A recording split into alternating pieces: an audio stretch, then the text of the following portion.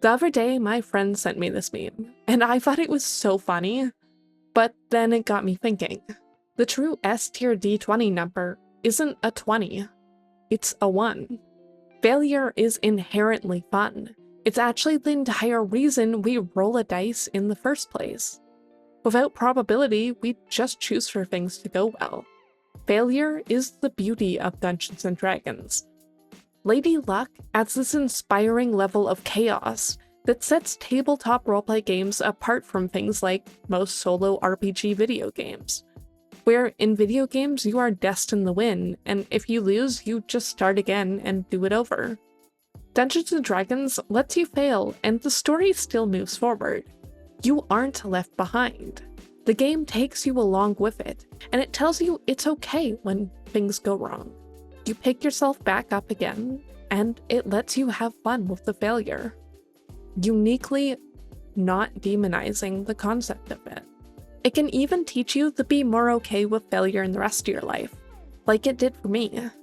That failure is alright, that you will be okay. You'll get back up, and you'll go again, or you'll try something else, and in the end, life will move on, and you'll move with it. Now, before you say, actually, I will say that the DM does make or break failure. The DM can make failure feel really demoralizing, or they can bring it up to be a system that makes you feel okay about it.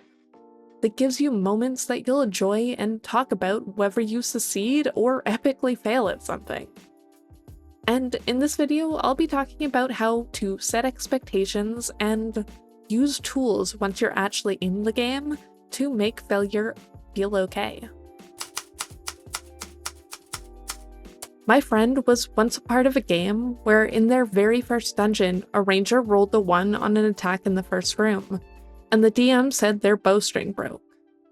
That player basically had to sit out the entire multi-session dungeon after that, and just got to watch it as other people around them had fun. This is where failure goes wrong. Now, if you want to have the possibilities of weapons breaking, that's actually okay. And you can totally do it. It's not the type of game I'd run, but it is a perfectly fine mechanic. In fact, in older editions of the game, they commonly had enemies that broke weapons, and Pathfinder guns break if you roll a 1. These systems work, but the key to them is setting expectations. You shouldn't just spring weapon breaking on a person inside a dungeon. This should be a rule that is told to players beforehand.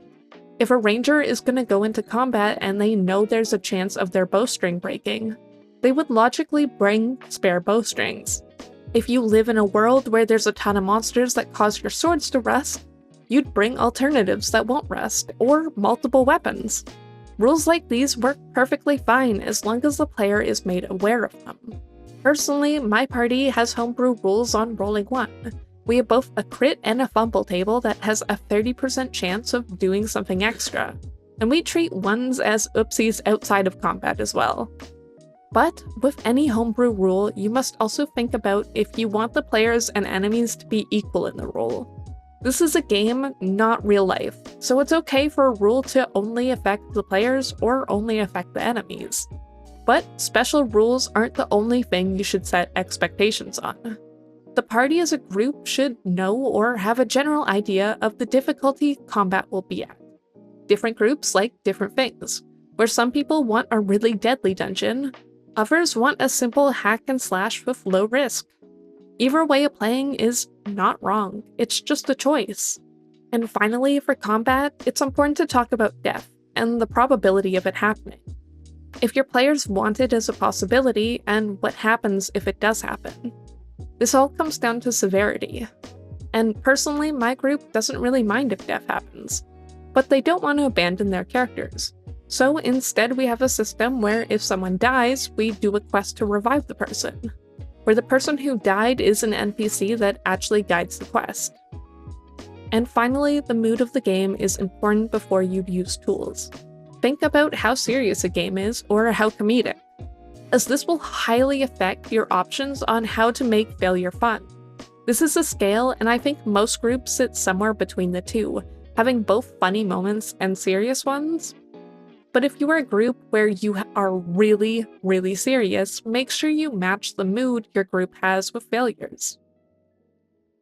Okay, now that we've got everything you should talk to your players about outside of game covered, let's get into the tool belt we have at our disposal in-game. Make sure you stick around to the end to learn how just to straight up tell your players no without it being a bad thing.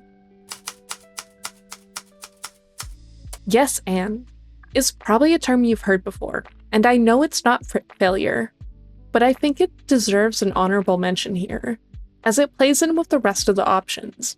Yes and is super talked about, and it's an improv tool that's great for pushing stories forward. But using only it negates the point of the dice. Remember that failure is okay, and we have many options to show our party this. Don't just stick to yes and. Ginny D made a great video about how no but is an amazing way to deny your players something without just saying no. Maybe your players want to get a Shadowfell brand tattoo at the local tattoo shop, but it's a bit early in the campaign to get a magical item like that. Tell them no, the shop doesn't offer it, but the shopkeeper seems interested in the idea and he'll look into it, offering them a quest later down the line to help the tattoo artist get the components they need to make magical tattoos, when it's more appropriate. But in the case of direct failure, this could be something like your party is trying to convince the shopkeeper to give them their shop.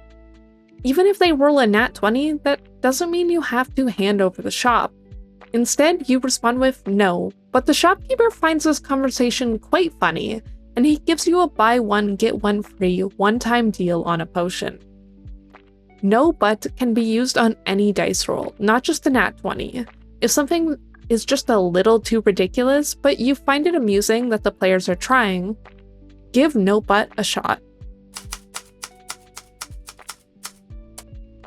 Now, no but is a great starting point, but have you heard of yes but? This is perfect for when players think of something really cool you want to reward, but they roll very poorly. For example, in my last session, Bronk, the Fighter Echo Knight, used their Echo to teleport over top of a flying fire bat to grab on. This was one of the first times in the whole year of them playing, where they really realized that they could do anything in the game. The creative solutions are fantastic, so obviously I wanted to encourage them, and it was just already a really cool play. But unfortunately, as we rolled to see how well they grappled the fire bat, they rolled really, really low.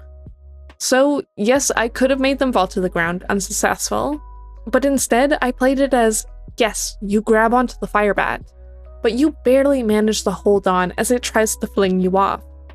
You don't manage to get it to land on the ground, but you do manage to distract it enough that your friends get advantage on their next rolls.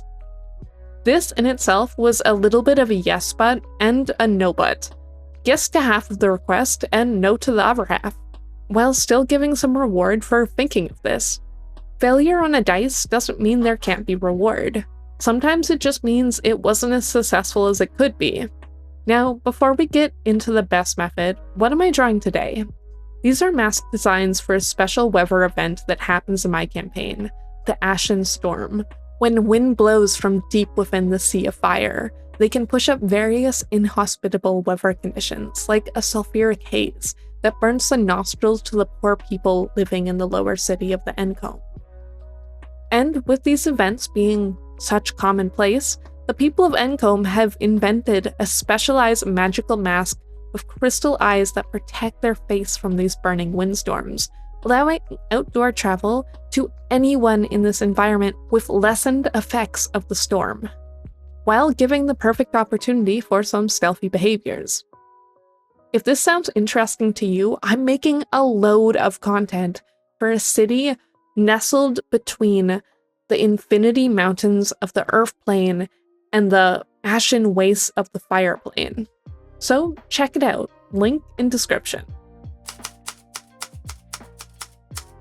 Now, our final tool is no and. Some requests or ideas just don't work out. This adds consequence to the world, to your actions. But by adding them, we can make them feel fun or narrative. If your group enjoys a funny moment, this is the perfect way to begin to lighten the mood of failure. And if your group likes more serious things, use this to push stories forward. After Bronk and his party defeated the firebat, it disintegrated, leaving him up in the air with nothing but a 15-foot drop below. Now Bronk had already went this round, but it was asked if he could try and swap places with his Echo before he dropped. And the roll went very poorly, so he fell, and he landed face flat in the ground. Poof! In that moment, he swapped places with his Echo. The Echo lay there face into the ground, motionless. And Bronk stood covered in dust, coughing a little, and partly singed upright in the spot his Echo once stood. Moments like this are funny, and everybody stopped to laugh and talk about that moment.